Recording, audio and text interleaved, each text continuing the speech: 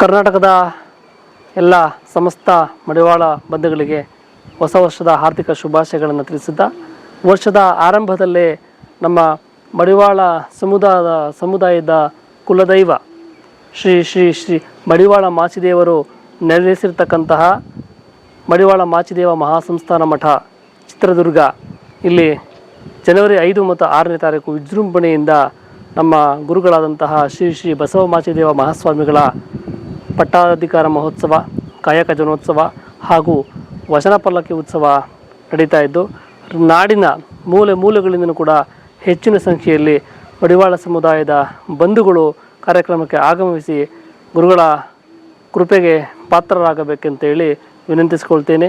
ಎಲ್ಲ ಬಂಧುಗಳು ತಮ್ಮ ತನು ಮನ ಧನ ಸಹಾಯವನ್ನು ಅರ್ಪಿಸುತ್ತಾ ಭಗವಂತನ ಆಶೀರ್ವಾದಕ್ಕೆ ಪಾತ್ರರಾಗೋಣ.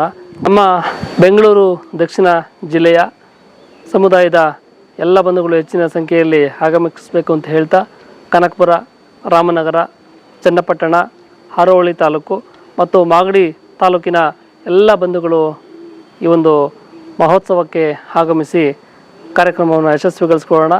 ಈ ಒಂದು ಕಾರ್ಯಕ್ರಮಕ್ಕೆ ನಮ್ಮ ಕ್ಷೇತ್ರದ ಶಾಸಕರಾದಂತಹ ಎಸ್.ಸಿ. ಬಾಲಕೃಷ್ಣ ಅಣ್ಣ ಅವರು ಕೂಡ ಬರ್ತೀನಿ ಅಂತ ಹೇಳಿದ್ದಾರೆ.